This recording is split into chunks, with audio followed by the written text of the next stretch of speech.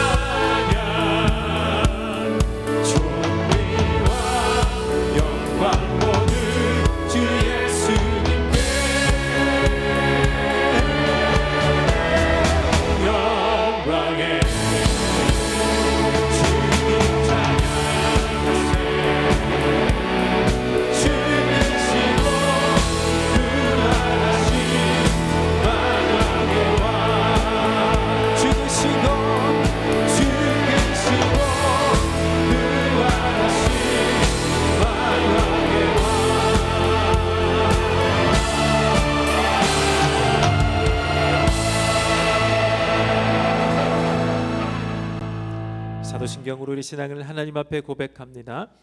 여러분은 하나님 아버지를 믿습니까? 나는 전능하신 아버지 하나님 천지의 창조주를 믿습니다. 여러분은 그의 아들 예수님을 믿습니까? 나는 그의 유일하신 아들 우리 주 예수 그리스도를 믿습니다. 여러분은 예수님께서 여러분의 구원을 위해 하신 일을 믿습니까? 그는 성령으로 잉태되어 동정녀 마리아에게서 나시고 본디오 빌라도에게 고난을 받아 십자가에 못 박혀 죽으시고 장사된 지 사흘 만에 죽은 자 가운데서 다시 살아나셨음을 믿습니다. 여러분은 예수님께서 어떻게 오실 것을 믿습니까? 하늘에 오르시어 전능하신 아버지 하나님 우편에 앉아 계시다가 거기로부터 살아있는 자와 죽은 자를 심판하러 오십니다. 여러분은 성령 하나님을 믿습니까? 나는 성령을 믿으며 거룩한 공교회와 성도의 구제와 죄를 용서받는 것과 몸의 부활과 영생을 믿습니다. 아멘. 모두 함께 자리에 앉으시겠습니다. 변하지 않는 주님의 사랑을 우리 함께 손뼉치며 찬양하기를 원합니다.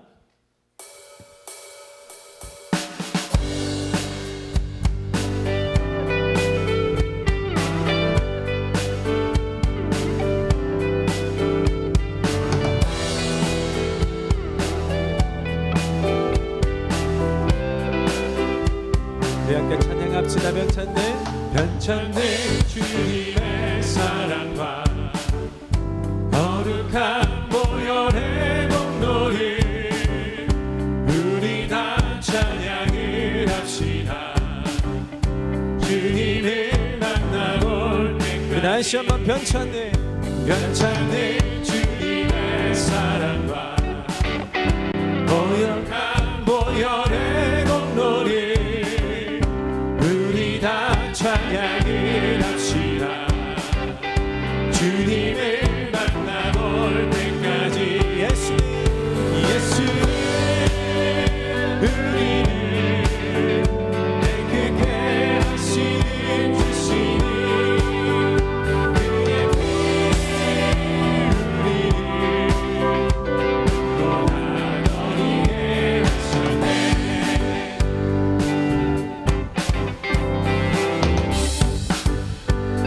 우리를 깨끗게 하시네. 우리를 깨끗게 하시는 무궁한 생명의 물일새 생명을 구원한 친구들 하나님 찬양을 합시다. 예수를 우리를 깨끗게 하시는 주시니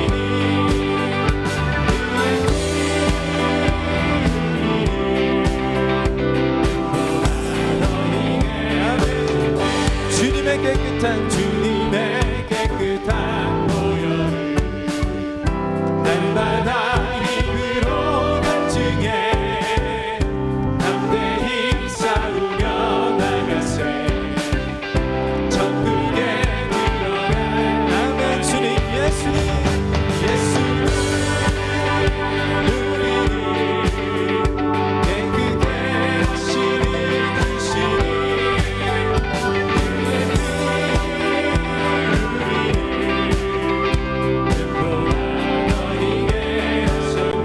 예수가 되네. 예수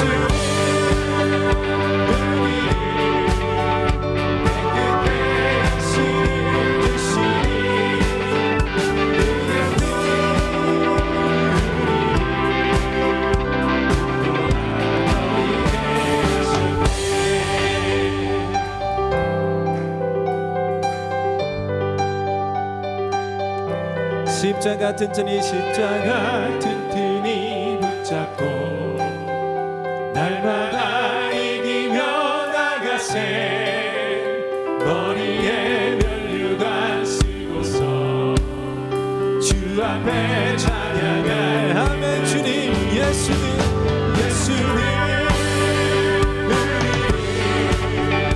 깨끗게 하시는 주시니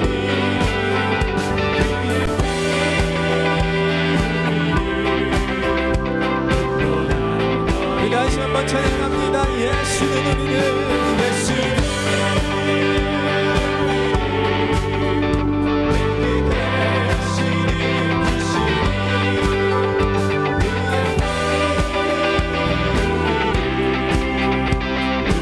우리 마지막 다시 한번 찬양합니다. 예수는 우리를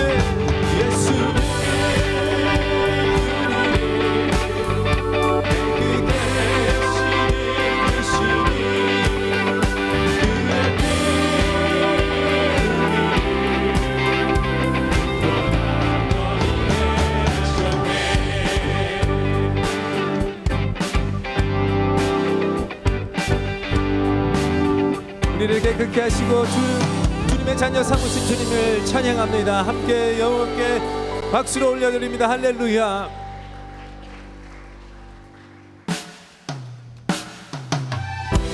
우리 하나님께서 우리를 교회로 부르셨습니다. 이 하나님을 함께 찬양하겠습니다.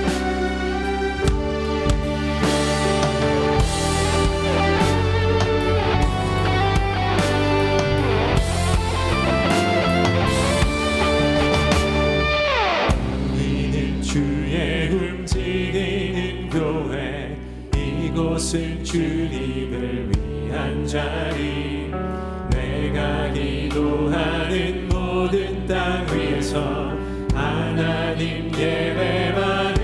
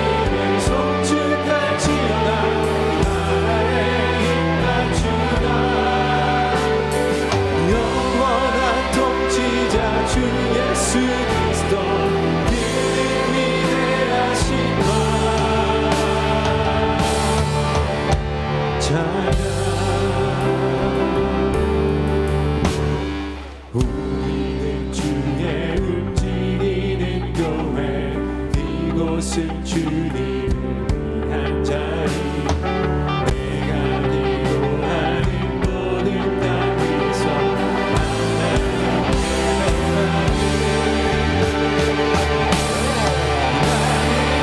하나님의 주님 나의 노래로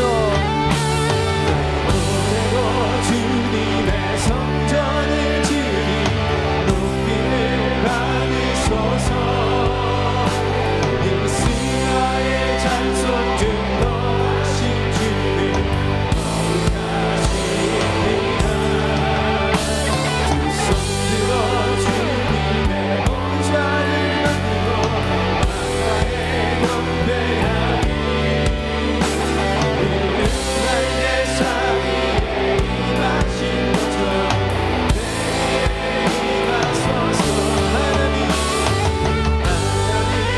우리가 이곳에 섰으니 이 땅을 치유하소서 하나님 우리가 어디에 있는지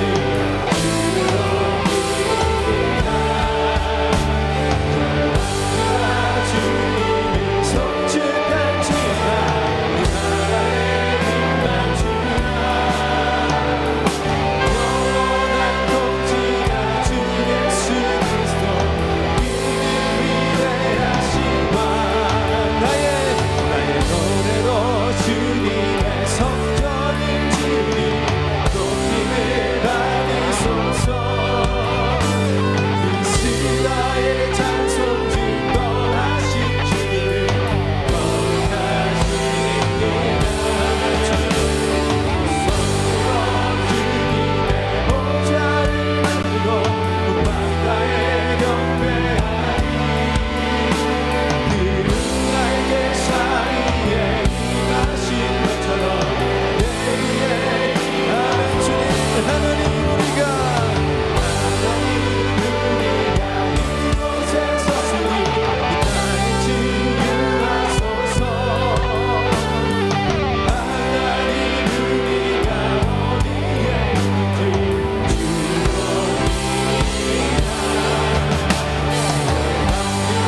주님을 성축할지어다 나라의 힘만 주라 영원한 통치자 주 예수 그리스도 이는 위대하신 왕 찬양 주님을 찬송하면서 할렐루야 할렐루야 내 앞길 걸고 오매로 나 주님만 따라가니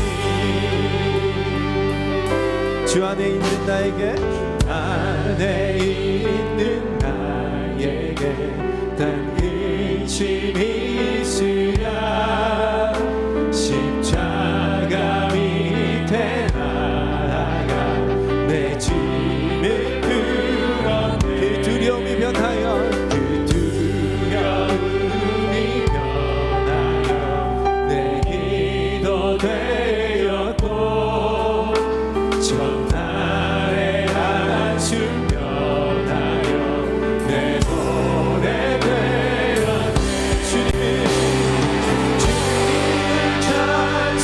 찬송하면서 할렐루야 할렐루야 내 앞길 걸고 오매도 나 주님만 아멘 주님 내 주님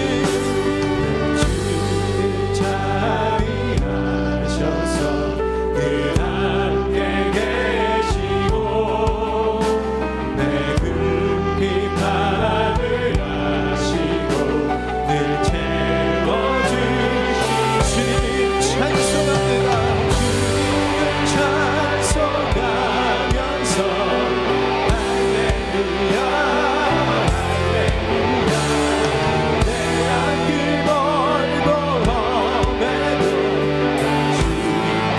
이 사절로 고백합시다 내 주와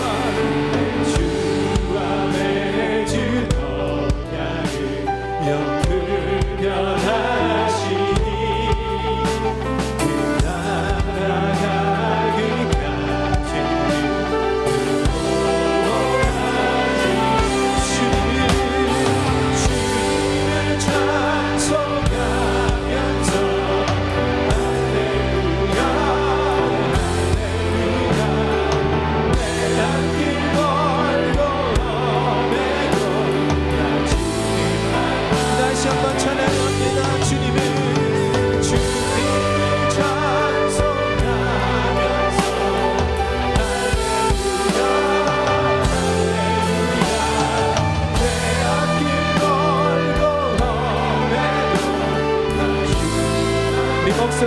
고백하겠습니다. 주님을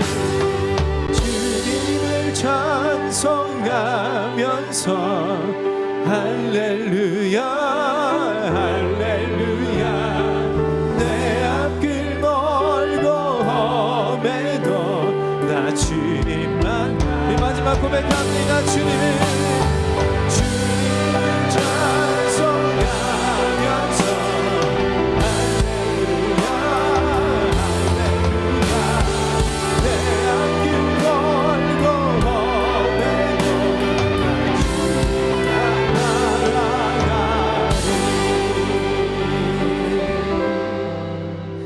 아멘. 주님, 우리 함께 우리 주님께 기도하겠습니다. 우리 먼저 참회의 기도를 올리겠습니다. 한 주간의 삶을 돌아보며 주 안에 있는 자가 아닌 주 밖에 있었던 나, 주 안에 있는다 하면서도 주의 이름을 망령되이 일컬었던 그 삶을 살았던 나를 주 앞에 넣어놓고 먼저 회개합시다. 그럼에도 불구하고 다시 예배로 인도해 주시고 예배로 인해 주 안에 온전케 됨을 누리는 자로 변화시켜 주시옵소서. 변화시켜 주시옵소서. 두 가지 제목을 가지고 우리 함께 합심하여 기도하겠습니다. 하나님, 오늘 예배를 창설하시고 우리를 초대하신 하나님, 내가 이 자리에 오기까지 하나님 나를 돌아보고 하나님 나의 모습이 부족하고 연약하고 모자라서 주의 만나서 먼저 참회하고 하나님 우리가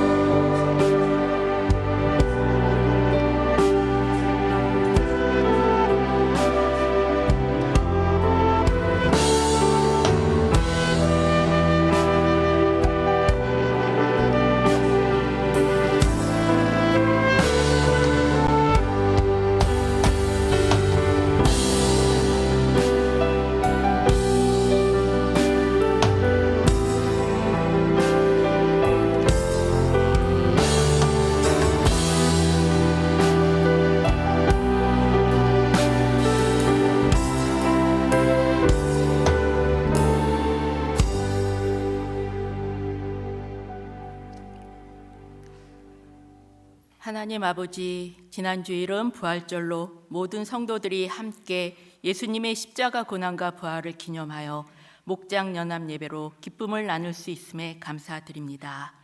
죽음의 권세를 이기신 주님께서 우리를 부활의 증인으로 불러주시고 부활의 능력을 더딥혀 주사 우리가 있는 자리에서 날마다 믿음으로 증언자의 삶을 살도록 이끄심에 감사드립니다. 그러나 연약함과 미련함이 가득한 자이기에 눈앞에 놓여진 상황에 매몰되어 걱정과 근심과 염려로 기도보다는 당장의 해결책에 마음을 빼앗기고 작은 손해도 참을 수 없고 조금이라도 이익을 보고자 하는 탐욕으로 눈과 귀가 가려진 자신을 보게 됩니다. 이렇게 하나님과 사람들에게 부족했던 부분을 회개하오니 주님 용서하여 주시옵소서. 세상은 과학과 기술의 발전으로 더 좋게 나아간다고 하지만 도처에서 끊이지 않는 전쟁과 분쟁과 내전으로 땅은 황폐화되고 수많은 젊은 생명이 쓰러져 가고 연약한 자들이 난민으로 살 길을 찾아 떠돌아다니는 참혹함이 계속되고 있습니다. 주님, 이는 어떠한 정치, 외교, 군사로 해결될 수 없고 오직 하나님만이 해결할 수 있게 간구드립니다. 그 모든 전쟁이 종식되고 하루빨리 그 땅의 평화가 깃들게 하옵소서. 열악한 환경 가운데 주님이 맡기신 사명으로 복음을 전하는 파송 선교사, 협력 선교사, 목장 후원 선교사들을 눈동자처럼 지켜주시고 그 복음으로 열방이 다 주께 돌아오게 하옵소서. 우리나라는 위정자들이 이념과 당리 당략, 사리 사욕에 사로잡혀 갈등과 분열을 부추기는데 무엇보다도 하나님을 경외하며 하나님의 정의가 이 땅에서 이루어지는데 힘쓰게 하시며 6월 지방선거에는 참으로 하나님을 두려워하며 진실하며 불의한 이익을 미워하는 사람이 잘 세워질 수 있도록 이끌어 주옵소서. 교회가 나라와 열방을 향한 2026년 단기 봉사를 준비하고 계획함에 있어 먼저 기도로 준비하고 주님이 인도하시는 과정이 되게 하시며 모든 성도들이 가거나 보내는 선교에 동참함으로 하나님 나라가 회복하는 데 쓰임받게 하소서. 간구하옵기는 계속 부활의 신앙으로 살아가는 성도들이 되게 하옵소서.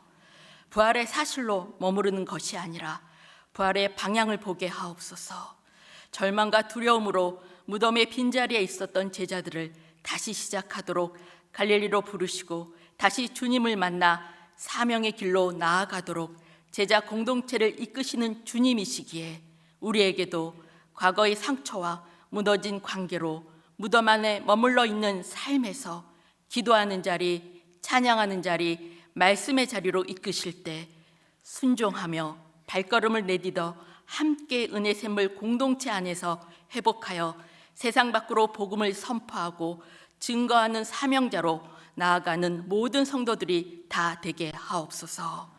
오늘 말씀 전하시는 윤만선 목사님께서 늘 영육간의 강건과 성령 충만한 가운데 선포하시는 하나님의 말씀을 우리 모두가 참으로 귀 기울여 잘 듣게 하시고 마음에 새기어 결단하는 예배 시간이 되게 하옵소서.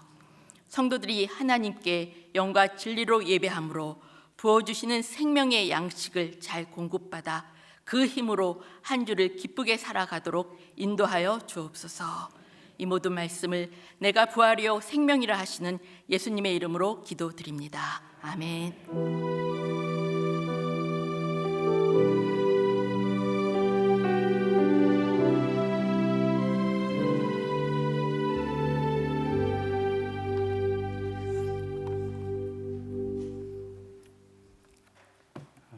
안녕하세요. 저는 히말라야 목장의 김재문입니다.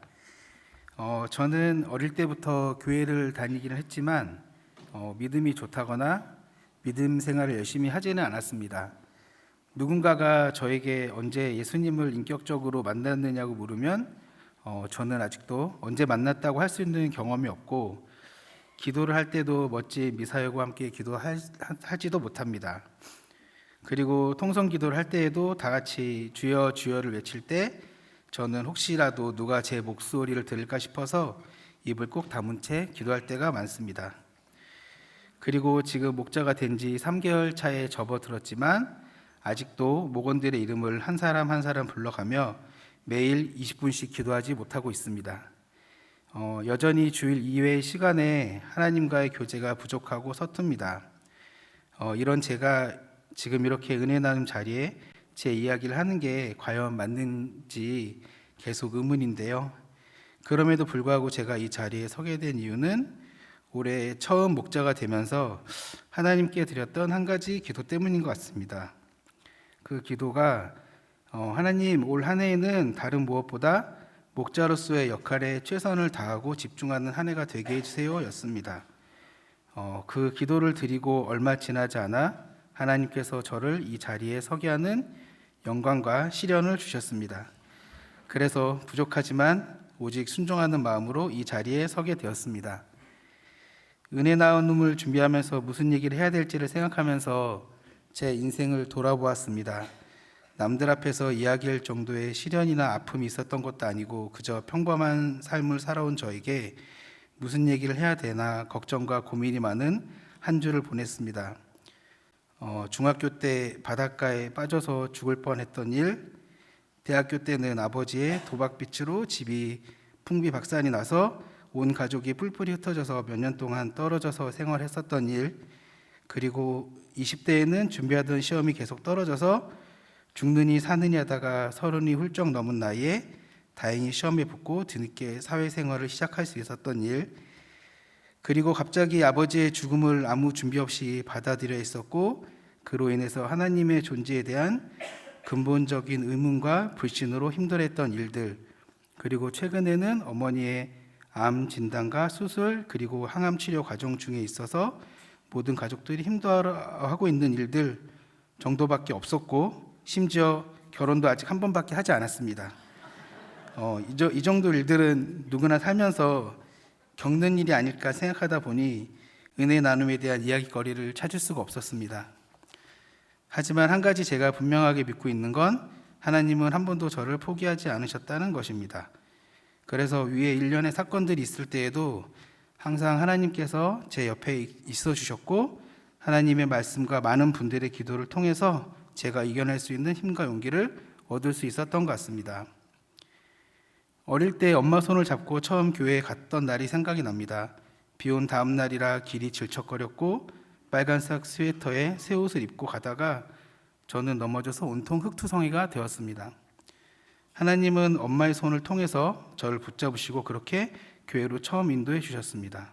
저는 그렇게 지저분한 모습으로 처음 교회에 갔고 지금 생각해보면 하나님과의 만남은 늘 그랬던 것 같습니다. 제가 준비되어 있던 그렇지 않든 깨끗하던 그렇지 않든 상관없이 하나님이 저를 계속 하나님 계신 자리로 이끌어 주셨습니다. 저는 매번 교회에서 벗어나려고 했지만 그럴 때마다 하나님은 엄마의 기도를 통해서 그리고 교회 친구들의 기도를 통해서 그리고 지금은 아내와 아이들의 기도를 통해서 하나님이 저를 계속 교회로 불러주셨습니다. 한 번은 군대에서 이런 일이 있었습니다. 제가 부대 특성상 종교활동을 할 수 없었던 부대로 자대 배치를 받았는데 자대 배치 받고 한 달 정도 후에 새로 오신 부대장님이 사병들에게 하고 싶은 게 무엇이 있는지를 한 명 한 명에게 물었습니다. 그때 제 입에서 저는 교회에 가고 싶습니다 라는 말이 나왔습니다. 그때 저는 교회를 열심히 다니던 시기도 아니었습니다. 지금도 왜 그런 말을 했는지 잘 모르겠습니다. 그 일로 고참들에게 엄청 갈굼도 받았지만 결국 군대에서 교회를 갈 수 있게 되었습니다. 그리고 아내와의 만남도 마찬가지였습니다. 오빠 기독교지? 라고 묻는 친척 동생의 전화에 그럼 나 기독교지라고 대답한 게 시작이었습니다. 하지만 사실 저는 그때 교회를 다니지 않던 시기였습니다. 그 당시는 30대 초반에 사회활동을 열심히 하던 때라 교회와도 멀어진 지 한참 되던 시기였습니다. 하지만 그 대답을 통해서 아내와 소개팅을 하게 되었고 결혼까지 하게 되었습니다. 그분은 아직도 왜 저와 결혼했는지 모르겠다고 합니다. 그래서 저는 모든 영광과 감사를 하나님께 돌리고 있습니다. 하나님은 이번에는 아내를 통해서 저를 다시 교회로 불러주셨고 그리고 그 당시 생각하던 교회에 대한 많은 부정적인 생각들을 바꾸게 되었습니다. 이렇게 하나님은 한 번도 저를 포기하지 않으시고 계속 저를 부르셨지만 저는 여전히 교회 생활에 적극적인 사람이 아니었습니다. 매주 주일을 지키고 예배를 드리고 있지만 무언가 먼저 하려고 하지 않았습니다. 하지만 하나님은 어느 날부턴가 저에게 단순히 교회에 오는 것만 머무르게 하지 않으시고 하나둘 숙제를 주기 시작했습니다. 어느 날 갑자기 상공부를 하게 만드시더니 결국에는 학영3까지 듣게 되었고 어느 날은 갑자기 교회에서 교사 목자로 봉사활동을 하게 만드셨고 어느 날은 갑자기 저에게 연홍도 단기 봉사에 참여를 시키셨습니다. 그리고 올해는 갑자기 저한테 목자가 되어보라고 하셨습니다. 저는 교회에서 제가 무언가 먼저 해보겠다고 손을 들어본 적이 없습니다. 잘 해낼 자신도 없고 저 같은 사람이 교회 일 하기에는 부족하다고 많이 생각하기 때문입니다. 하지만 하나님이 저에게 시키시는 일들에 대해서 어느 날부턴가 거절하지 않고 그냥 시키면 하자 이런 마음을 가지게 만드셨습니다. 그리고 주어진 일들을 할 때마다 드는 생각이 나 때문에 잘못되면 안 되는데 나 때문에 이 사람들이 교회를 싫어하거나 그러면 안 되는데 라는 마음으로 꾸역꾸역 일들을 하게 되었습니다. 이런 생각이 맞는지 모르겠지만 처음에는 이런 생각들로 다른 사람들의 눈치를 보게 되었는데 그 마음이 점점 하나님의 눈치를 보는 마음으로 바뀌게 되었습니다. 그래서 저는 아직도 제 마음에 어느 정도의 믿음이 있는지 잘 모릅니다. 하지만 하나님이 저를 엄청 많이 사랑해 주신다는 것을 알고 믿고 있습니다. 그래서 지금은 그 사랑을 받는 것에 그치지 않고 제가 받은 사랑을 어떻게 하면 나눠줄 수 있을까 고민하고 생각하게 되었습니다. 하나님은 저희 삶에 관여를 하시고 제가 행하는 모든 일에 우연이 없고 하나님의 계획 안에서 역사가 이루어진다는 확신을 가지게 되었습니다. 제가 기쁠 때나 슬플 때나 힘들고 외로울 때 언제나 저를 위로해 주시고 이끌어 주시는 하나님께 모든 영광을 돌리고 싶습니다. 이야기가 두서없고 정리정돈이 잘 되어 있지 않았는데 끝까지 들어주셔서 감사하고요.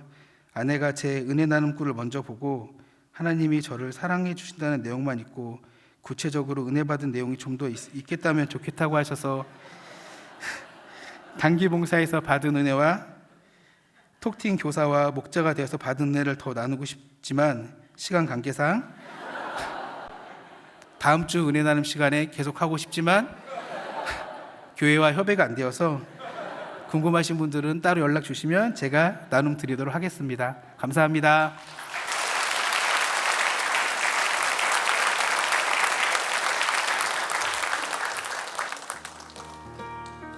(4월) 둘째 주일 합심 기도 제목입니다. 예수 영접 모임이 4월 25일 토요일 오후 4시 은혜관 5층 조양도서관에서 있습니다. 믿음과 구원에 필요한 예수님의 복음을 전하는 모임에 필요하신 분을 초대해 주시고 문의는 담당 평원지기에게 해주시기 바랍니다. 2026년 상반기 학습 세례 입교식을 준비합니다. 문답식은 6월 13일 토요일에, 학습 세례 입교식은 6월 21일 주일에 있습니다. 목자님들께서 대상자를 살펴주시고 신청은 5월 31일까지 각 평원의 평원지기에게 해주시기 바랍니다. 2026년 단기 봉사가 국내 화도팀의 출발로 시작되었습니다. 아울러 네팔 튀르키예와 거금도 팀에서 추가 모집을 합니다. 성도 여러분의 참여와 기도를 부탁드립니다. 4월 18일 토요일 오후 2시부터 5시까지 안데우콜에서 매일 성경과 함께하는 2026 큐티 세미나가 열립니다. 강의는 전 매일 성경 편집자 박동진 목사님과 성서유니온 김은경 간사님이 맡아 진행합니다. 신청은 주보의 QR코드 또는 평원지기를 통해 가능하며 큐티에 관심 있으신 성도님들께서는 누구나 참석하실 수 있습니다.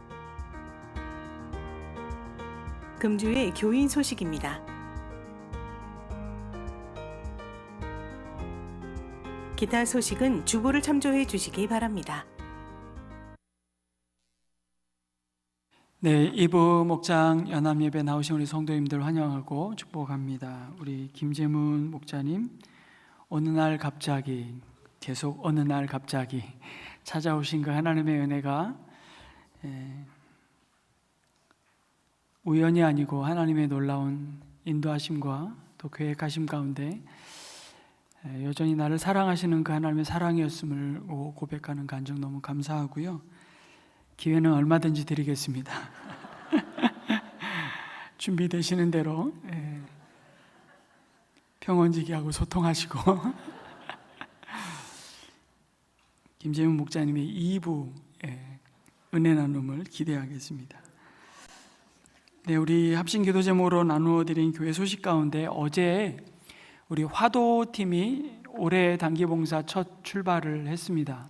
그래서 오늘까지 단기 봉사 섬김을 진행하고 돌아오게 되는데요.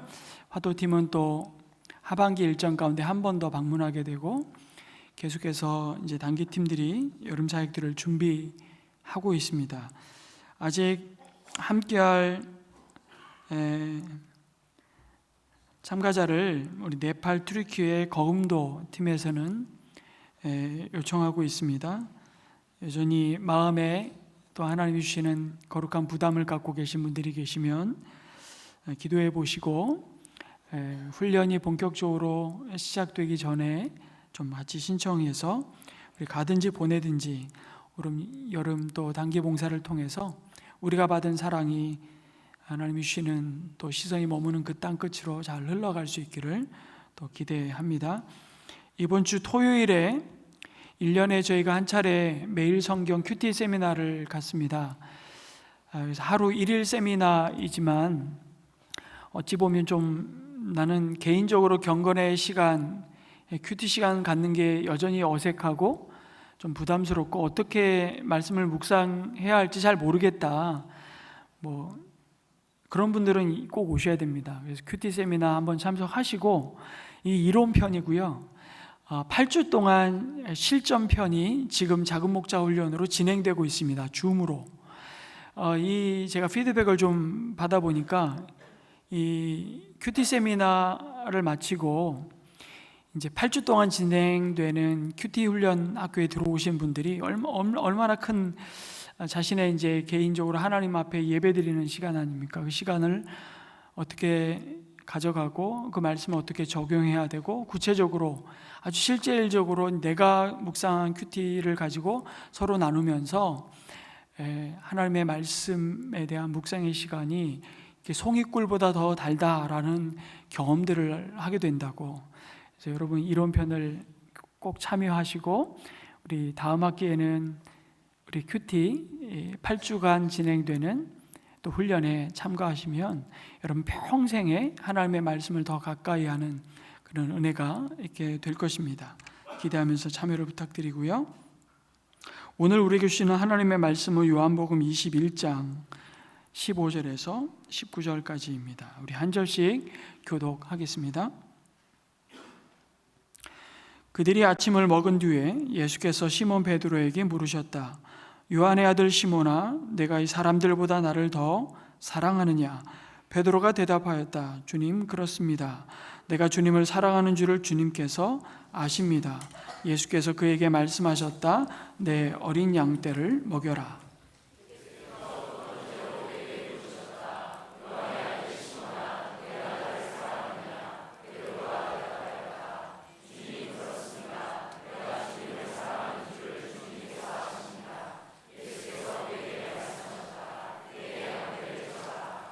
예수께서 세 번째로 물으셨다. 요한의 아들 시몬아, 내가 나를 사랑하느냐? 그때 베드로는 예수께서 내가 나를 사랑하느냐 하고 세 번이나 물으심으로 불안해서 주님께서는 모든 것을 아십니다. 그러므로 내가 주님을 사랑하는 줄을 주님께서 아십니다 하고 대답하였다. 예수께서 그에게 말씀하셨다. 내 양떼를 먹여라.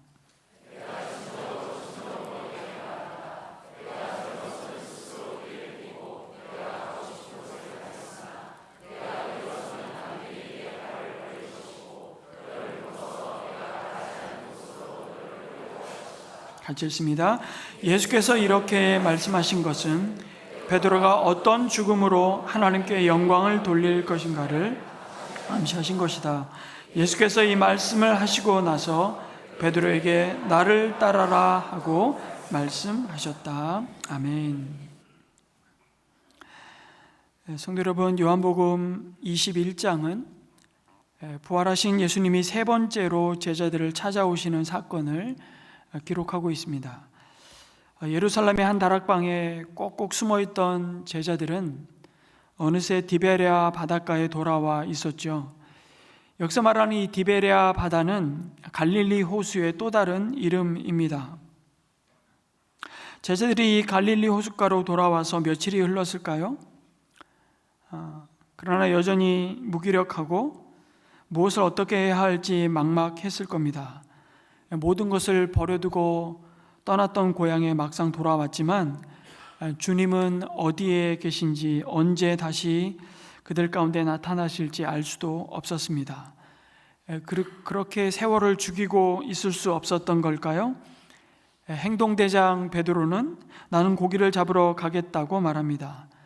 그러자 기다렸다는 듯이 다른 제자들도 함께 가겠다고 나섰습니다. 물고기를 잡기 위해 나선 베드로와 제자들은 그렇게 밤새 그물을 던져 고기를 잡고자 애썼죠. 그러나 한 마리도 잡지를 못했습니다. 그날 고기잡이의 성적표는 참 참담했습니다. 이미 동틀 무렵이 가까워졌습니다. 비록 그물질을 손에서 놓은 지 3년이라고 하나 7명의 제자들이 한 마리의 물고기도 잡을 수 없었다는 것은 큰 좌절감과 함께 무기력한 자신들의 처지를 떠올리게 했을 것입니다. 아마 그 모습을 서로 바라보면서 서로의 마음이 정말 피차 괴로웠을 겁니다. 우리가 도대체 여기서 뭘 하고 있는 거지? 허무한 마음을 가눌 길 없었을 겁니다. 그들은 빈 그물과 빈 배, 빈손으로 돌아와야만 했죠. 해변이 점점 가까워질 그때에 예수님께서 바닷가에 들어서셨습니다. 아니, 사실은 이미 밤새도록 소득 없는 그물질로 지치고 낙심한 제자들의 그 씨름하던 모습을 주님은 다 아시고 보셨을 겁니다. 그리고 제자들에게 물으셨습니다. 얘들아, 뭘 좀 잡았느냐? 좀 더 정확히 번역을 하자면, 얘들아, 너희들이 고기를 하나도 못 잡았구나. 그렇지? 부정적인 답을 이끌어내는 질문이라고 할 수 있습니다. 예수님은 제자들이 아무것도 잡은 것이 없다는 사실을 다 아시고 질문하셨던 겁니다. 그러나 제자들은 그들의 형편을 다 아시는 부활하신 주님을 알아보지 못했습니다. 제자들이 물고기를 못 잡았다고 말하자 예수님은 그물을 배 오른쪽에 던져라, 그리하면 잡을 것이라고 말씀하셨습니다. 무슨 이유인지는 모르겠으나 제자들은 고기 잡는 기술로 따지면, 여러분, 둘째가라면 서러울 자신들에게 훈수두는 그 사람을 향해 기분 나쁘게 왜 저런 소리를 하냐고 묻지도 따지지도 않고 그냥 그 말 그대로 그물을 던졌습니다. 그러자 밤새 한 마리도 잡지 못했던 빈 그물에 물고기가 가득 차고 끌어올 수 없을 만큼의 만선을 이루었습니다. 정확히 3년 전 자신들을 찾아오셔서 밤새도록 잡은 물고기 한 마리 없는 빈 그물만을 손질하고 있던 때와 똑같이 깊은 데로 가서 그물을 던지라고 말씀하시고, 그 말씀에 따라서 그물을 던졌던 베드로가 그물이 찢어지도록 많은 고기를 잡았던 기억을 떠올리게 하는 순간이죠. 3년 전 그때 베테랑 어부였던 베드로는 이 사람하고 동업을 하면 수지 맞겠어, 그런 생각을 갖고 선생님 우리 동업하자고 제안하지 않았죠. 이것은 사람의 힘으로 일어날 수 없는 일임을 직감했습니다. 그리고 자신에게 말씀하시고 자신 앞에 서 계신 주님을 향한 거룩함에 압도당했습니다. 여러분, 하나님의 거룩하심을 경험할 때 우리는 놀라기도 하지만 사실은 두려운 것입니다. 그 경외심을 갖게 되죠. 베드로는 두려웠습니다. 그때 베드로는 주님 앞에 엎드려 나를 떠나소서, 나는 죄인입니다 라고 고백하죠. 그러자 주님은 두려워하지 말라, 이제 내가 사람을 낚는 어부가 되리라고 말씀하시고 베드로를 제자로 부르셨습니다. 그리고 세월이 흘러서 그 갈릴리 호숫가에 여전히 실패한 제자들의 그 자리를 주님은 다시 찾아오셨습니다. 그리고 그들이 외면하고 있었던 자신들의 삶의 목적을 다시 회복시키시죠. 얘들아, 너희는 물고기 낚을 인생이 아니고 사람을 건지는 자들이란다. 그 사명의 자리로 다시 부르시기 위해 예수님은 그들을 처음 부르셨던 그 기억의 장소에 그 빈배와 같은 실패하고 낙심한 제자들에게 다시 찾아오신 것이죠. 그런데 여러분, 참 특이하게 오늘 부활하신 예수님이 제자들을 처음 부르셨던 갈릴리 호수를 요한은 디베랴 바다라고 부릅니다. 사복음서에서 유일하게 요한만 그렇게 불렀습니다. 아니, 왜 그 친숙한 갈릴리 호수라는 지명이 아니라 디베랴 바다라고 표현했을까요? 아니, 그게 뭐 그리 중요해. 그렇게 말하실 수도 있습니다. 그러나 사도 요한은 굉장히 섬세하고 치밀하게 주님의 행적을 요한복음에 기록하였습니다. 여러분, 21장만 보더라도 굳이 밝힐 필요가 없어 보이는 그들이 잡은 물고기 숫자까지 기록해 놓았습니다. 여러분 잘 아는 153마리. 무슨 의미가 있는지는 굳이 설명 안 드리겠습니다. 주님이 설명해 주시지 않았으니 모든 것은 다 사실은 상상일 수도 있고 추측일 수도 있기 때문이죠. 그들이 물고기를 잡게 된 배가 심지어 육지에서 얼마쯤 떨어져 있었는지까지 기록을 합니다. 부활하신 주님이 제자들을 찾아오셔서 행하신 일들을 아주 소상히 마치 눈앞에서 보는 것처럼 묘사했습니다. 그러니 갈릴리 호수를 디베랴 바다라고 기록한 것은 여러분 다 의도가 있는 것이죠. 디베랴는 여러분 헤롯 안티파스가 로마 황제 티베리우스에게 잘 보이려고 그 황제의 이름을 따서 세운 기획 도시였습니다. 그리고 그 이름을 따라 갈릴리 호수를 디베랴 바다라고 불렀죠. 그런데 헤롯 안티파스는 그 도시를 지으면서 여러분 황제 이름을 붙인다는 건 황제 이름에 어울리는 그런 규모와 시설과 그 화려함과 기본적으로 갖춰야 될 건축물들이 있었습니다.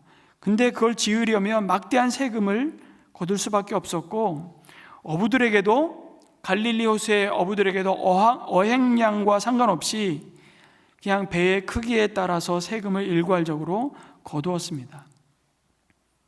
헤롯 안티파스는 도시를 건설하기 위한 자재들을 수입하기 위해서 많은 외화가 필요해서 호수에서 잡은 고기를 염장 처리해서 심지어 수출할 공장까지 만들어 놓았던 겁니다. 그리고 거기에 어부들이 잡은 고기를 헐값에 납품할 것을 요구했습니다. 그러니 여러분 디베랴 그러면 가난한 갈릴리 어부들 입장에서는 한이 서려 있는 도시였죠. 지배받는 백성의 고통과 슬픔과 사실은 절망의 땅이었습니다. 디베랴 바다라는 말은 한마디로 로마의 권세가 담겨 있는 말이었습니다. 그런데 유대인들은 디베랴 이 도시를 굉장히 경멸하고 참 더러운 도시라고 생각하면서도 그러나 주눅들어 있는 것입니다. 그 세상의 화려함과 그 힘에 그 세상의 권세가 만들어 놓은 크기 앞에 초라한 자신들의 모습을 보면서도 여전히 세상이 부러운 것입니다. 그래서 끊임없이 욕망의 바다 디베랴 바다로 그물질을 하기 위해 달려갔던 제자들의 모습을 갈릴리 바다라고 말씀하지 않고 디베랴 바다라고 말씀하심으로 보여주고 있는 것이죠. 그것이 하나님을 거부한 세상의 모습이었습니다. 그 세상에서 모두들 성공하기 위해 그것을 목적 삼고 목숨을 걸고 살았던 사람들이었잖아요. 그러나 그것은 죽음만이 가득했죠. 채워도 채울 수 없는 절망만이 가득했습니다. 한과 원망과 죽음이 가득한 땅에서 너희들을 불러내었다고 말씀하십니다. 그리고 세상은 너희들을 통해 하나님이 약속하신 생명과 구원의 소망을 갖게 되기를 원한다고 말씀하십니다. 우리는 이 말씀 속에서 중대한 아주 중요한 질문 하나를 우리 자신에게 던지게 됩니다. 나는 도대체 무엇을 낚으며 살고 있는가? 살아왔는가? 나는 무엇을 잡기 위해서 오늘도 열심히 그물질하고 있는가? 그렇게 물으십니다. 돈을 낚는 것입니까? 성공을 낚는 것입니까? 유명해지는 것입니까? 사람들의 박수갈채를 받는 것입니까? 자식들이 성공하는 것입니까? 여러분 그 자체로 그것이 무슨 문제가 있거나 그 하나님이 기뻐하지 않는 길은 결코 아닙니다. 그러나 여러분 그것이 우리의 목적이 될 때 우리는 디베랴 바다의 그 욕망의 바다에 허우적거릴 수밖에 없는 것이죠. 우리 각자가 처한 형편은 다 다르지만 그럼에도 한 가지 우리 모두에게 동일한 것이 있습니다. 예수님께서 저와 여러분 모두를 그 욕망의 바다 디베랴에서 사람을 살리는 업으로 불러내기 원하신다는 사실입니다. 하나님을 모르고 하나님을 떠나 있는 영혼을 그 죽음의 자리에서 살려내는 사명으로 부르셨다는 사실입니다. 적어도 이 예배의 자리에 하나님으로 예배하는 우리 모두를 그 사명자로 부르셨다는 사실입니다. 물론 우리가 살려내는 것이 아닙니다. 우리는 다만 얘들아 그물을 배 오른편에 던지라고 말씀하시는 주님의 말씀에 믿음으로 순종하기만 하면 되죠. 또한 이 부르심은 여러분의 직업을 바꾸라는 요청도 아닙니다. 삶의 목적을 바꾸라는 말씀입니다. 사람을 건지는 것 이것보다 더 값지고 의미 있고 복된 삶이 또 어디 있겠냐고 밤새도록 수고했지만 빈배로 돌아왔던 제자들의 마음처럼 아무리 많은 돈을 벌어도, 아무리 사업을 확장하고 많은 사람을 부려보아도, 돈을 종이짝처럼 뿌리고 쾌락을 즐겨도 내 삶의 자리에 죽음이 가득한 디베랴 바다에서 호적되는 그 인생을 단 한 명이라도 생명의 바다인 주님의 품으로 돌아오는 통로가 되지 못한다면, 여러분, 우리는 여전히 우리의 삶은 빈 배요, 빈 그물일 뿐이라고 주님이 말씀해 주시는 겁니다. 여기서 우리가 다시 확인하는 것이 무엇입니까?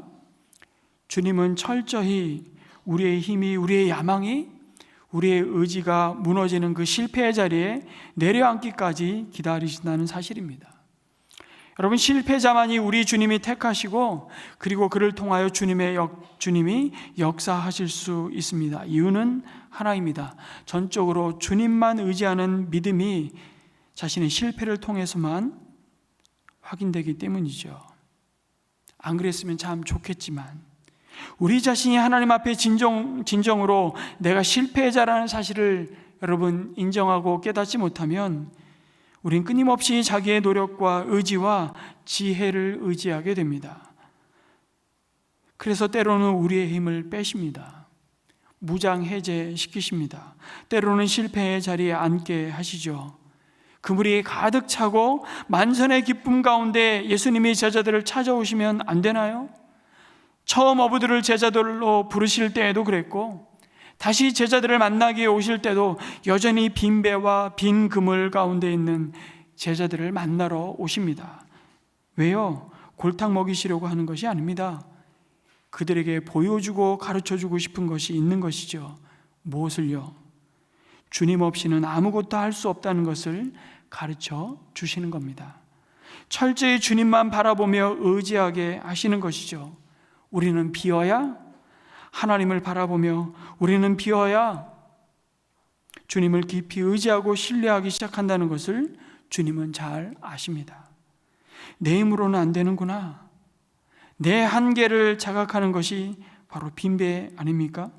그래서 때로 주님께서는 사랑하는 그의 백성들을 빈손이 되게 하십니다. 여기에 신앙의 비밀이 있는 것이죠. 부활하신 주님을 만나면서 그들은 이제 주님을 부인할 수 없다는 것을 확실히 알았을 겁니다. 그러면 이제 그들이 생각할 수 있는 것은, 다시 열심히 해야지.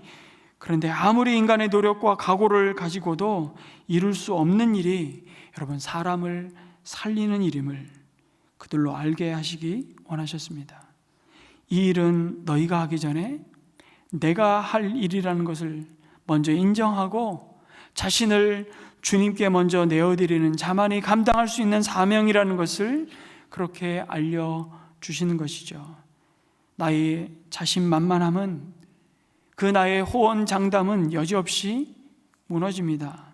입에 단내가 나도록, 뼈가 부서지도록 일해도 못하는 일이라는 것입니다. 하나님의 일은 하나님의 방법으로 하는 것이죠. 주님 없이는 아무것도 할 수 없다는 것을 인정하지 않고는, 여러분, 그래서 내가 먼저 받은 그 복음을 누군가에게 전해도 문제가 됩니다. 그 영광을 내가 취하기 때문에 생명을 전해도 여러분 하나님으로부터 멀어지는 것입니다. 하나님의 일은 철저히 자신을 의지하지 않고 하나님만을 의지하는 것임을 알게 하십니다. 여러분, 신앙생활에서 그래서 우리가 놓치지 말고 배워야 할 것은, 나같이 유능하고 자신만만한 사람이 하나님께 얼마나 쓰임받을 수 있는지를 확인하는 것이 아니라, 신앙생활은 철저하게 하나님께 의지함으로 나는 주님 없이는 한 발짝도 진도가 나갈 수 없는 인생인 것을 배우는 겁니다. 그런데 예수님은 그 사실을 특별히 숯불을 피워놓으시고 베드로에게 깨닫게 하시죠. 여러분, 베드로는 부활하신 예수님을 다시 뵙는 순간 아마 말할 수 없이 가슴이 벅찼을 겁니다. 하지만 숯불을 보고는 할 말을 잃었을 겁니다. 예수님이 피워놓으신 숯불 앞에 앉자 베드로에게는 또 다른 숯불이 그의 마음에 피어올랐기 때문이죠. 3번씩이나 예수님을 모른다고 저주하면서까지 부인했던 가야바 대제사장의 집들에서 피어올랐던 숯불이었습니다. 여러분, 요한복음에는 딱 2번, 이 두 장면에서만 바로 이 숯불이라는 단어를 똑같이 쓰고 있습니다. 주님은 베드로를 그의 실패와 직면하게 하신 것이죠. 그것도 시간대가 얼마나 동일한지 모릅니다. 새벽 미명, 곧 닭이 울기 직전 베드로는 숯불을 사이에 두고 예수님과 마주쳤던 그 눈빛과 순간을 회상하지 않을 수 없었을 겁니다. 그런데 예수님이 숯불을 피워놓으시고 베드로를 기다리신 것은 너 그날 가야바 집들에서 날 배신했지. 그 숯불 앞에서 내가 여종과 대화하던 이야기 내가 안 들은 줄 아니? 다 들었다. 완전히 저주하면서까지 나를 모른다고 하더구나.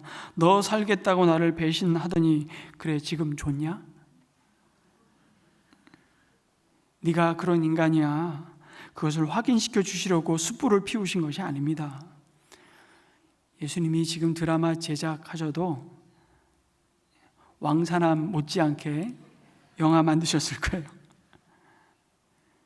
그 아픈 기억과 고통을 다시 끄집어내셔서 수치와 죄책감을 갖게 하시려는 것이 아닙니다. 오히려 수치심과 죄책감과 두려움으로부터 베드로를 온전히 치유하시기 위한 목적이셨죠. 주님은 지금 의도적으로 베드로를 그 아픈 과거와 수치의 현장으로 데려가시고 직면하게 하시는 것입니다.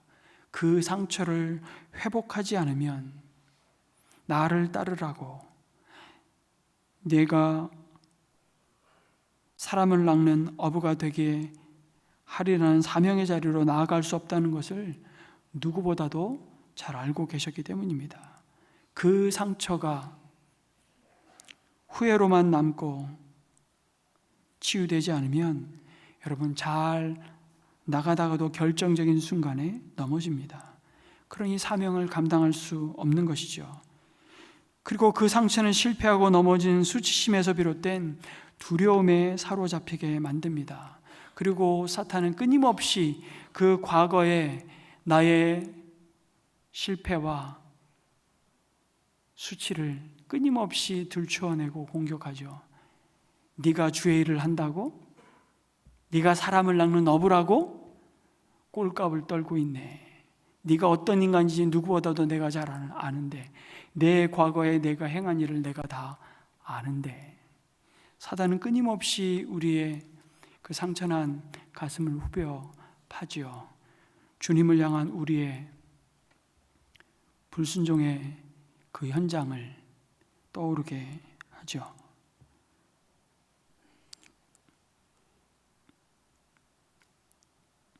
그 상처는 실패하고 넘어진 수치심에서 비롯된 두려움에 사로잡히게 만듭니다. 버림받을까 봐 두렵게 하고요. 벌받을까 봐 하는 두려움과 거절당할지 모른다는 두려움, 나를 싫어할 거라는 두려움에 사로잡히면 여러분 사명의 길을 갈 수가 없다는 것을 너무나 잘 아시는 주님은 갈릴리 해변가에서 숯불을 피워놓고 찾아오셨습니다. 그러니 여러분 가야바 대제사장의 집들에서는 배반의 숯불이 피어올랐다면 부활하신 주님이 다시 갈릴리 해변가에 피우신 숯불은 회복의 숯불이었습니다. 제자들과 베드로를 향한 용서의 숯불이었죠. 베드로에게 그 숯불은 돌이킬 수 없는 과거에 대한 후회가 아니라 진정한 회개의 자리에 서게 하는 숯불이었습니다. 여러분 마태, 마가, 누가복음, 우리 공관복음에는요 베드로가 닭 울음소리를 듣고 심히 통곡했다고 증언합니다. 그때가 베드로가 회개한 순간이었습니다. 하지만 요한복음에는 그 내용이 없습니다. 바로 갈릴리 주님이 피워놓으신 숯불 앞에서 베드로는 주님을 향한 진정한 돌이킴의 자리에 서는 것이죠. 그리고 숯불에 생선을 구우시고 빵을 준비하시면서 베드로를 비롯한 제자들의 자책보다 너희를 향한 주님의 사랑이 비교할 수 없이 크다는 사실을 알려주십니다. 그런 제자들에게 예수님은 와서 아침을 먹으라고 말씀하시죠. 빵과 생선을 준비하셨다는 것은 또 다른 성찬을 준비하고 계셨다는 겁니다. 주님의 사랑스럽고 인자하신 모습이 바로 회복을 간절히 소원하시는 바로 아버지의 모습인 것이죠. 둘째 아들 그 탕자가 돌아오기를 기다리시고 또 기다리시는, 눈 빠지게 기다리시는 성부 하나님의 모습인 겁니다. 그것을 식탁의 자리에서 드러내 보여주시죠. 주님은 아침을 먹으라고 하시며 나의 사랑을 받는 자만이 사랑할 수 있다고 말씀하십니다. 그들의 입으로 들어가는 것은 생선이고 빵이었지만 사실은 그들은 자신을 내어주신 주님을 먹고 마시는 성만찬을 갈릴리 호숫가에서 부활하신 주님과 함께 다시 나누었던 겁니다. 6월절 만찬 때 하신 주님의 말씀이 무엇입니까? 세상에 있는 자기 사람들을 사랑하시되 끝까지 사랑하시겠다는 그 말씀이 이제 정말 새롭게 제자들의 마음을 울렸을 겁니다. 그리고 이어서 예수님은 베드로에게 뜻밖의 질문을 하시죠. 요한의 아들 시몬아, 내가 이 사람들보다 나를 더 사랑하느냐? 내가 이 사람들보다 나를 더 사랑하느냐? 언뜻 보면 대놓고 다른 제자들의 사랑과 비교하십니다. 마치 부모가 아이를 앞에 앉혀놓고 너는 엄마가 좋아, 아빠가 좋아, 이렇게 물어보는 참으로 난감한 질문처럼 보입니다. 예수님은 내가 지금 여기 있는 사람들보다 나를 더 사랑하느냐? 베드로에게 물으시며 그의 실패와 배신과 수치와 낙심한 마음을 지금 추궁하시는 것이 아닙니다. 예수님이 이렇게 질문하시면 사실은 베드로를 너무 잘 알고 계셨기 때문이죠. 그가 늘 다른 제자들과 자신들을 비교하면서 주님 앞에 자신의 믿음을 드러내었기 때문입니다. 십자가를 지시기 전에 너희들이 다 나를 버릴 것이라고 말씀하셨을 때에도 베드로는 다른 사람은 다 주님을 떠나갈지라도 나는 절대 떠나가지 않을 것이라고 말했던 제자가 베드로였습니다. 예수님께서 십자가에 달려 죽으실 것을 미리 말씀하시자 베드로는 나는 주님을 위해서는 내 목숨이라도 바치겠습니다라고 호언장담했던 베드로였습니다. 실제로 자신은 그렇게 주님을 사랑할 자신이 있었습니다. 하지만 그 밤에 너도 예수와 한패라는 그 여종의 다그침 앞에서 그렇게 무참히 무너질 줄은 자신도 몰랐던 것이죠. 자신의 사랑이, 주님을 향한 자신의 그 고백이 얼마나 변덕스럽고 깨지기 쉬운지 그때 베드로는 몰랐지만 예수님은 이미 다 아셨습니다. 그리고 이제 내가 이 사람들보다 나를 더 사랑하느냐고 물으시는 주님 앞에 베드로는 자신 있게 네, 저는 여기 있는 그 누구보다 주님을 더 사랑한다고 대답할 수 없는 것이죠. 나의 사랑은 비록 보잘것없지만 그래도 저 사람보다는 낫다고 감히 말할 수 없었던 겁니다. 그래서 베드로는 이제 내가 주님을 사랑합니다 이렇게 대답하지 않습니다. 베드로는 주님을 사랑하나 이제 내가 주님을 사랑하는 줄 주께서 아십니다 라고 대답을 하죠. 여러분, 이 말 속에 담겨 있는 것은 베드로는 여전히 주님을 사랑합니다. 그러나 자기의 의지를 이제는 믿을 수가 없다는 고백일 것입니다. 왜 그렇습니까? 꺾였잖아요. 주님이 죽을지라도 난 함께 할 겁니다 그랬는데 그것은 그의 그냥 의지적인 확신이었을 뿐입니다. 그런데 현실 속에서 철저히 무기력했습니다. 그래서 내가 주님을 사랑합니다, 이제 다시는 죽을 때까지 주님을 배신하지 않을 겁니다, 이렇게 안 합니다. 내가 주님을 사랑하시는 것을 주님이 아십니다. 다시 얘기하면 우리의 관계를 이어가고 유지할 수 있는 것은 이제 나의 신실함이 아니라 주님의 사랑임을 저는 압니다. 이제 시몬이 자기의 연약함을 받아들이기 시작하고 있는 모습이죠. 그러니 주님을 향한 자신의 사랑을 여러분 누구와 다시 비교한단 말입니까? 그런데 여러분, 우리는 너무나 자주 다른 이와의 비교를 통해서 자신의 존재감을 확인하려고 하지요. 심지어 죄를 지으면서도, 죄 가운데 있으면서도 나보다 더한 사람도 많고 다른 사람들도 다 그러고 사는데 라고 스스로 위로하면서 자신을 합리화하기까지 합니다.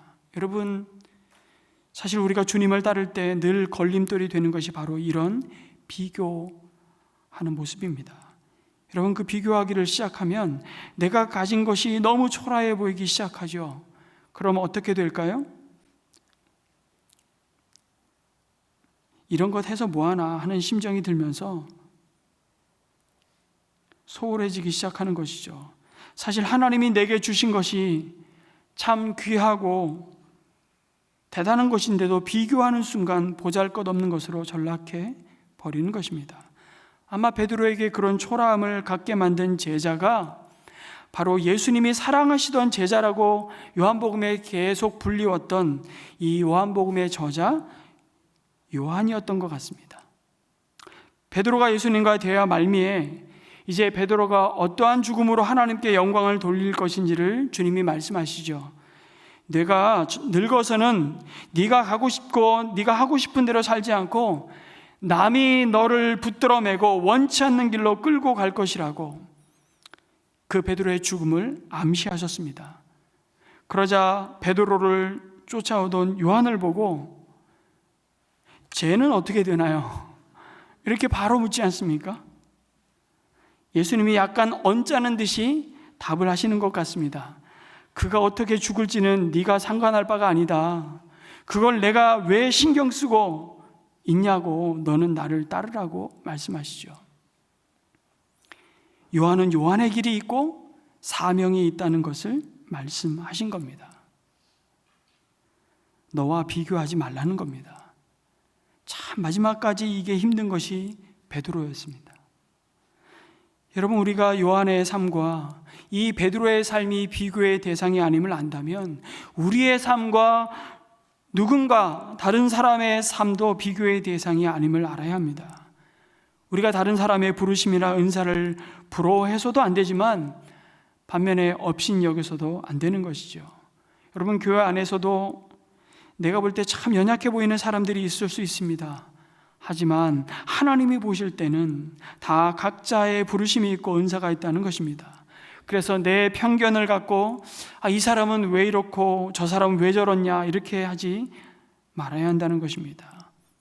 그런데 신경 쓸 시간에 주님을 더 바라보고 따라가라는 것입니다. 여러분, 주님을 계속 바라보게 되면 참 놀랍게도 그리고 신기하게도 우리 마음에 사랑이 생겨납니다. 하나님은 사랑이시기 때문이죠. 우리는 보고 배운 대로 우리 흉내내고 따라하고 그것이 우리의 인격이 되고 성품이 됩니다. 그래서 사랑이신 그 하나님은 사랑이시라고 말씀하신 이유가 그 사랑을 우리가 알았고 그 사랑을 받았고 그 사랑으로 주님을 바라볼 때 내 옆에 있는 한 사람을 바라보는 주님의 시선을 우리는 비로소 품게 되고 알게 되는 것이죠. 그 사랑이 생기면 나보다 더 잘 나가는 것처럼 보이는 사람도 우리는 진정 마음을 다해 축복할 수 있는 것입니다. 여러분, 우는 자들과 함께 울고 웃는 자들과 함께 웃으라고 할 때 둘 중에 뭐가 힘들어요? 웃는 자와 함께 웃는 게 힘듭니다. 우리 마음속에 얼마나 시기와 질투와 비교를 통해서 오는 좌절감 혹은 우월감 혹은 열등감으로 우리의 인생을 파괴시켜 가고 있는지 모릅니다. 여러분, 이 말씀을 요한복음 마지막에 굳이 기록해야 될까 싶을 만큼, 그래서 21장에 대한 성경학자들의 많은 논란이 있습니다. 20장에서 딱 끝나면요, 말씀을 읽어보세요. 딱 진짜 퍼펙트합니다. 근데 21장을 기록을 해놓으셨거든요. 왜요? 너무너무 중요하기 때문에. 그리고 그 마지막 부분에 이 말씀을 하고 계신 거예요. 그럼 내가 보기에 무익해 보이는 사람도 우리는 주님을 바라보고 사랑이신 그 주님을 바라볼 때 품고 세워 줄 수 있게 되는 것이죠. 그래서 주님을 따르는 제자는 사랑하는 자인 것입니다. 예수님은 베드로에게 비교의 잣대를 버리고 자신의 있는 모습 그대로 바라보라고 요구하시죠. 그리고 바로 자신이 예수님의 사랑받은 자임을 바라보라고 요구하십니다. 그래서 여러분, 예수님이 베드로를 다시 찾아오셔서 뭐라고 부르시죠? 베드로야, 게바야. 게바는 아람어로 반석이라는 뜻이고 베드로는 헬라어로 반석이라는 뜻입니다. 그 당시에 이름을 여러 개를 썼거든요. 헬라어로도 썼고 히브리어로도 썼고 아람어로도 썼습니다. 근데 굳이 그 옛사람의 이름을 다시 불러내십니다. 요한의 아들 시몬아.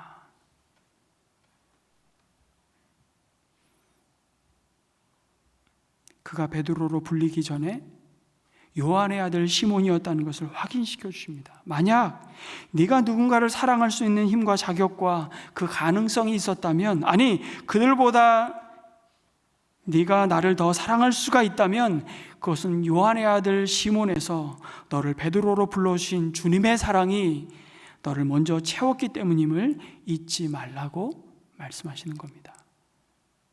그러니 시몬아, 처음부터 다시 시작하자고, 너를 향한 나의 그 첫사랑을 회복하는 자리에서 다시 시작하자고 말씀하시는 겁니다. 그러니 내가 나를 사랑하느냐라는 질문은요, 사실은 나는 너를 사랑한다, 이 말씀을 3번이나 반복하고 계신 겁니다. 아빠 사랑해? 우리 자녀들에게 물어볼 때 안 사랑하면 혼내시려고 물어보세요? 그거 아니잖아요. 아빠는 널 사랑해, 그거를 말해주고 싶은 거예요. 그것을 확인시켜주고 싶은 거예요. 주님이 지금 그렇게 하시는 겁니다. 내가 나를 사랑하느냐?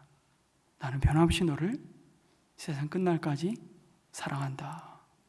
그리고 다시 시작하자, 이렇게 말씀하시는 거죠. 그러니까 꼭 이렇게 말씀하시는 것 같아요. 시몬아, 내가 다 안다. 너의 약함도 알고, 너의 실패도 알고, 너의 죄도 알고, 너의 한계도 안다. 너의 사랑을 가지고 이 일을 감당할 수 없다는 것도 안다. 하지만 그 사랑을 가지고 다시 시작하자. 너 시몬이 하는 것이 아니다. 내가 하는 것이다. 너의 양떼가 아니라 내 양떼다. 내가 너와 함께 할 것이다.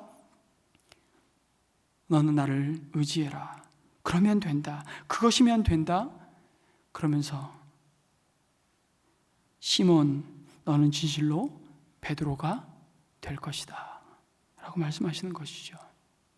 그렇게 주님께서 주님의 양떼를 맡기려면 주님을 사랑하지 않고서는 갈 수 없는 사명의 길임을 아시기 때문에 주님은 베드로에게 내가 나를 사랑하느냐고 물으시고 내 양을 먹이라고 그렇게 말씀하신 겁니다. 그리고 그 사명의 길을 가는 그 근거는 여러분, 주를 향한 나의 사랑이 아니라 사실은 나를 향한 주님의 사랑이라는 것을 우린 비로소 깨닫게 되죠. 베드로가 그 이후에 어떤 삶을 살았겠습니까?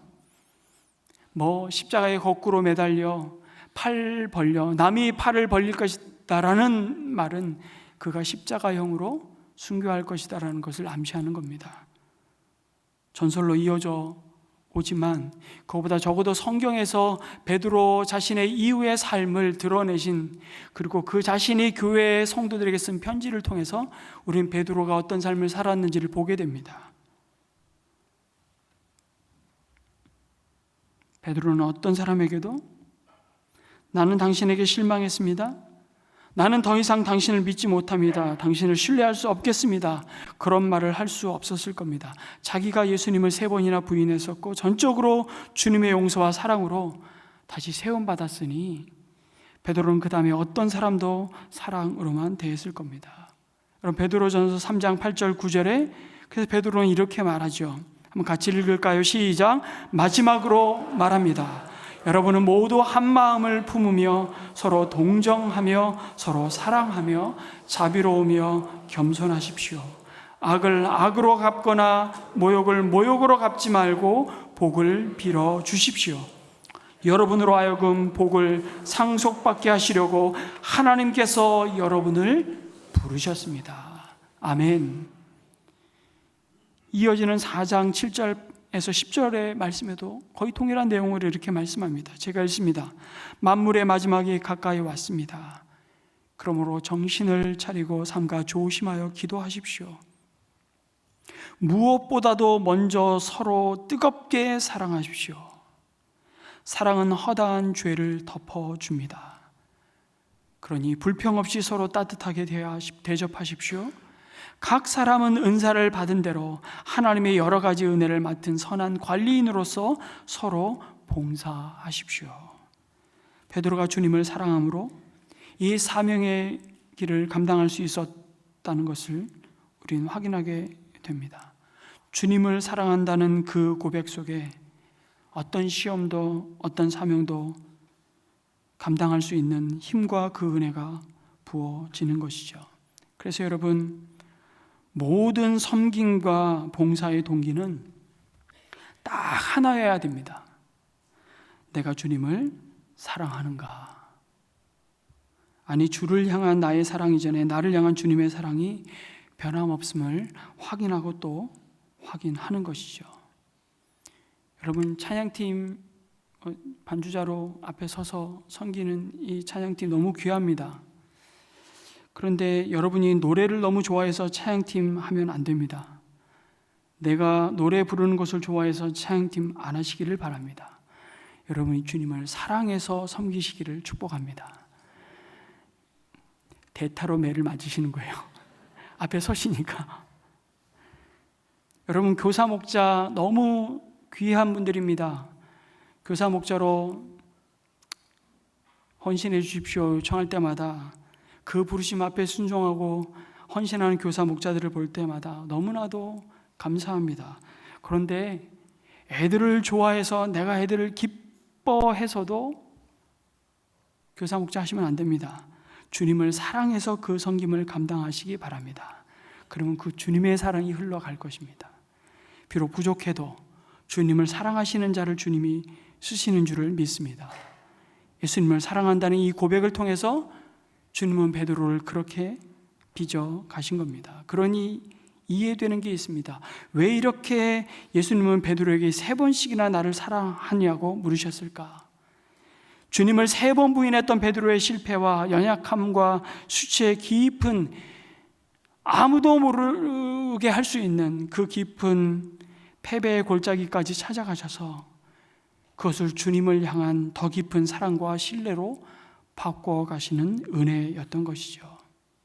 결국 그 3번의 질문을 통해 주님은 베드로가 그 부끄러웠던 과거에 사로잡혀 있음에서부터 온전히 벗어날 수 있는 기회를 허락해 주셨던 겁니다. 그리고 자신의 그 실패와 두려움과 그 낙심의 자리를 그냥 깊이 후회하고 성찰하는 데 끝날 자로 베드로를 부르신 것이 아니라 주님의 양을 먹일 자로, 세상에서 사람을 낚는 어부로 자신을 이어서 세상을 구원하시는 복음의 사명을 감당할 자로 부르셨던 겁니다. 성도 여러분, 과거에 마음 아팠던 일, 실패했던 자리, 수치스러웠던 일, 그 어떤 좌절과 두려움보다 여러분, 우리를 향하신 주님의 사랑이 더 비교할 수 없이 더 크심을 믿으시기를 주님의 이름으로 축복합니다. 저를 일으키시고 우리를 일으키시는 것은 주님을 향한 우리의 사랑이 아니라 사실 우리를 향한 주님의 사랑임을 고백하기에 오늘 다시 나를 따르라고 하시는 이 사랑의 주님을 바라보면서 여러분, 이번 한 주간도 부르신 그곳에서 복음의 사명자로 싱싱하게 달려가시기를 주님의 이름으로 축복합니다. 아멘.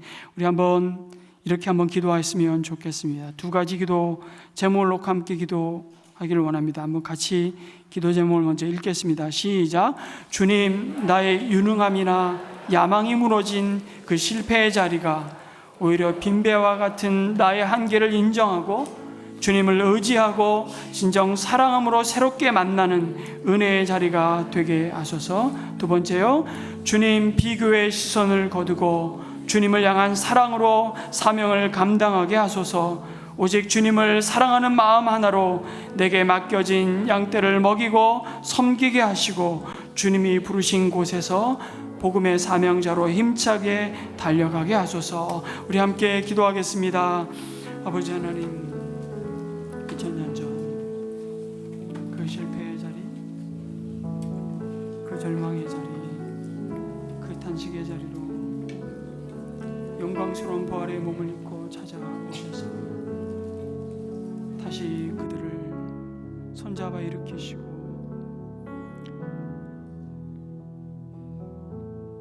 내가 나를 사랑하느냐 물으셨지만 나는 여전히 너를 사랑한단다라고 말씀하시는 주의 세미한 음성을 듣게 하여 주시니 감사합니다. 그 실패의 자리가 오히려 우리를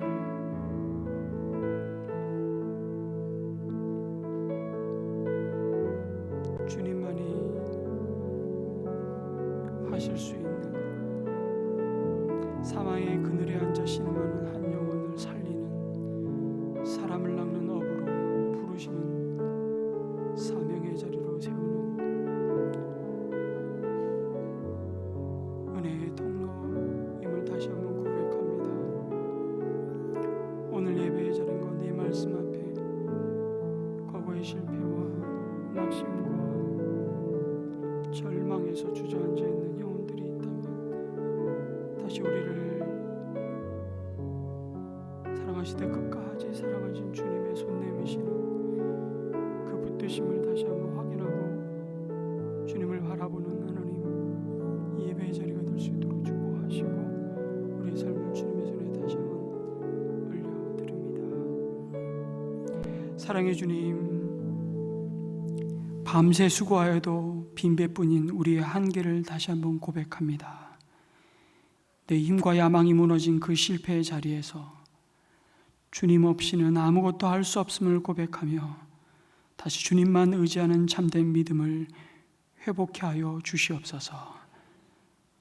배신의 숯불 앞에 서 있던 베드로를 찾아오셔서 회복의 식탁을 차려 주신 주님, 여전히 나를 괴롭히는 과거의 수치와 죄책감의 상처를 주님의 측량할 수 없는 사랑으로 치유하여 주시옵소서. 자책에 머물러 있지 않고 주님의 용서와 위로를 힘입어 다시 일어서는 회복의 은혜를 허락하여 주시옵소서. 다른 누군가와 비교하며 교만해지거나 낙심하던 그 시선을 거두고 오직 내가 나를 사랑하느냐 물으시는 주님의 음성 앞에 내가 주님을 사랑하는 줄 주님이 아십니다라고 고백할 수 있는 은혜를 허락하여 주시옵소서. 오직 주님을 향한 그 사랑만이 너의 섬김과 우리에게 맡겨진 사명의 유일한 동기가 되게 하여 주시고, 주님이 맡겨주신 그 양떼를 사랑함으로 먹이며 사람을 건지는 이 사명자의 길을 기쁨으로 달려가게 도와 주시옵소서. 우리를 다시 사명의 자리로 부르신 예수 그리스도의 이름으로 기도합니다. 아멘. 우리 자리에서 일어나셔서 함께 마지막 결단의 헌신의 찬양을 주님 앞에 올려드립니다. 주님의 선한 능력으로 우리를 안으십니다.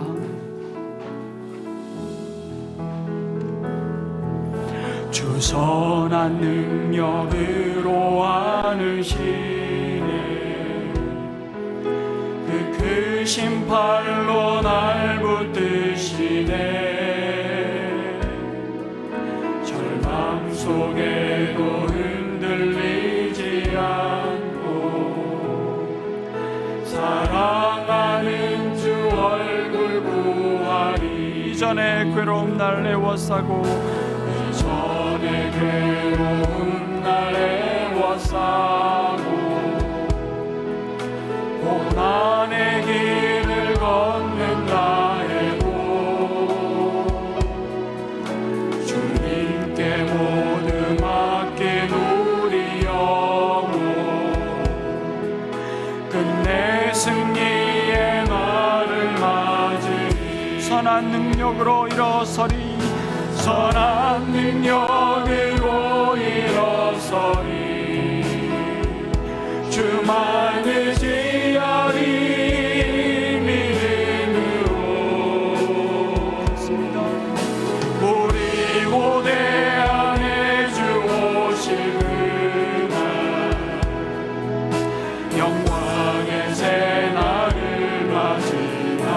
주님이 마신 고난의 승잔을 주님이 마신 고난의 승잔을 우리도 감사하며 받으리. 주님의 남은 고난 채워가며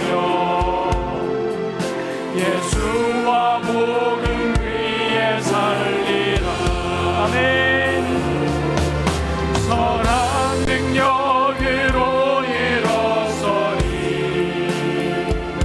주만 의지하리 믿음으로 우리 고뇌 안에 주 오실 그날 영광의 새날을 맞이하리. 선한 능력으로 일어서리 선한 능력으로 일어서리 주만 의지하리 믿음으로 우리 고뇌 안에 주 오실 그날 승리의 새날을 맞이하리. 성도 여러분 헌신의 자리로 초대합니다. 오늘 우리에게 주신 하나님의 말씀의 응답으로 주님 앞에 새롭게 결단하고 헌신하는 삶의 기도 제목이 있다면 축도 마친 뒤에 헌신대로 나오시면 함께 기도하겠습니다. 이제 평안한 마음으로 소명의 땅 세상에 돌아가십시오. 그 사명의 땅에서 선한 일에 용기를 가지시며 악을 악으로 갚지 마십시오. 항상 연약한 자를 도우시며 병든 자를 찾아보시며 환난 당하는 이웃을 위로하십시오. 모든 사람을 존경하시며 주님께 봉사하고 주님을 사랑하십시오. 모든 일을 믿음과 사랑으로 행하시며 어떤 일에도 소망을 포기하지 마십시오. 그리고 거룩하신 성령께 순종하여 기쁨과 감사의 생활을 해나가십시오. 우리 하나님 아버지는 언제나 어디서나 여러분과 함께 하시며 저와 여러분을 도와주실 것입니다. 하늘의 복을 받겠습니다. 여호와는 내게 복을 주시고 너를 지키시기를 원하며 여호와는 그의 얼굴을 내게 비추사 은혜 베푸시기를 원하며 여호와는 그 얼굴을 내게로 향하여 드사 평강 주시기를 원하노라. 아멘.